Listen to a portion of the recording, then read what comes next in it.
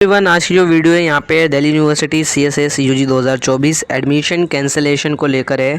देखो, सबसे पहली चीज़, जब आपका एडमिशन होता है तो ये आपका एडमिशन प्रोविजनली होता है, यानी आपका एडमिशन कभी भी कैंसिल हो सकता है। ठीक है, पहली चीज़ ये ध्यान रखो, आपका एडमिशन क्यों कैंसिल हो सकता है। पहली चीज़ है, अगर आप लोग अपनी सीट को एक्सेप्ट नहीं करते हो, आपको सीट अलॉट हो गई है दिल्ली यूनिवर्सिटी की तरफ से, कोई सा भी कॉलेज, कोई सा भी कोर्स मिल गया है जो आपने प्रेफरेंस में फिल करा था, और अगर आपने सीट मिल जाती है अगर आपको, और दिल्ली यूनिवर्सिटी ने आपको सीट प्रोवाइड करी है और आप उस चीज़ मतलब उस सीट को एक्सेप्ट नहीं कर सकते, क्योंकि एक्सेप्ट बटन आता है वहाँ पे, अगर आप एक्सेप्ट नहीं करोगे तो आपका एडमिशन कैंसिल हो जाएगा, ये ध्यान रखना। ठीक है, एक टाइम पीरियड दिया जाता है, उस टाइम पीरियड के अंदर सीट एक्सेप्ट करना कंपलसरी है, अदरवाइज एडमिशन कैंसिल हो जाएगा।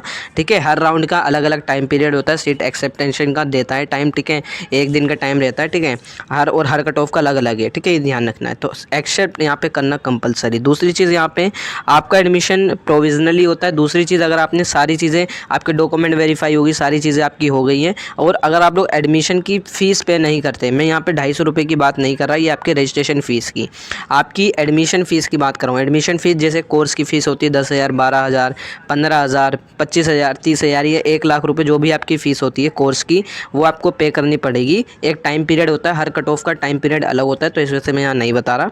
उसकी मैंने डिटेल वीडियो टाइम पीरियड की बता रखी है, first cut off, second cut off, third cut off कब तक आएगी, सारी चीज़ें उस टाइम पे पता लग जाएगी, आप चैनल पे विजिट कर लेना। ठीक है, तो एक टाइम पीरियड के अंदर ही आपको अपनी एडमिशन फ़ीस पे करनी है, यानी कोर्स की फ़ीस। अगर नहीं पे करते, एडमिशन कैंसिल।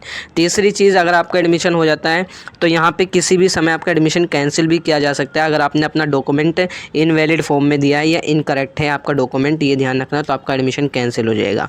ठीक है, और the provisionally seat allocated admission will be cancel if any time, ठीक है, at any time it is found that candidate does not minimum eligibility, अगर आप फुलफिल नहीं करते तो भी आपका एडमिशन कैंसिल हो सकता है।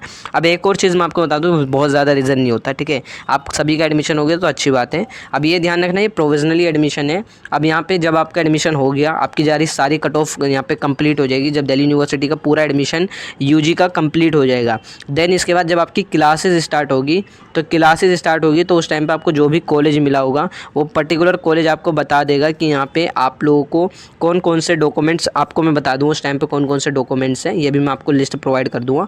वो सारे डॉक्यूमेंट्स आपको रिक्वायर होते हैं, जिसे हम कहते हैं फिजिकल वेरिफिकेशन, यानी आपको कॉलेज जाके सारे डॉक्यूमेंट ओरिजिनल कॉपी आपको देने पड़ती है पर्टिकुलर कॉलेज में, जो भी आपको कॉलेज मिला है।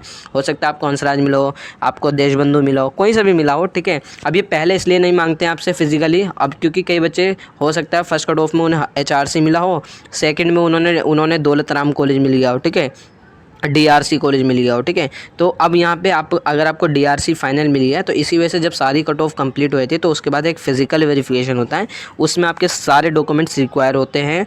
ठीक है, एंटी रैगिंग है, आपका करेक्टर सर्टिफिकेट है, आपका क्या नाम है, जो भी आपने, आपका CSS UG का जो फॉर्म है वो भी मांगा जाता है। ठीक है, बहुत सारे डॉक्यूमेंट्स होते हैं, इसकी लिस्ट मैं आपको बता दूंगा। ये सारे फिजिकल वेरिफिकेशन में चाहिए होते हैं, और ओरिजिनल चाहिए होते हैं, ओरिजिनल मैं बता रहा हूँ, ओरिजिनल कॉपी चाहिए होती है। ठीक है, तो यही सारी चीज़ें, बाकी ये आपको समझ में आ गया होगा। अगर आप लोगों की कोई क्वेरी है तो आप इंस्टा व्हाट्सअप मैसेज कर सकते हो, और सभी का लिंक मैंने डिस्क्रिप्शन बॉक्स और पिन कमेंट में दे रखे हैं।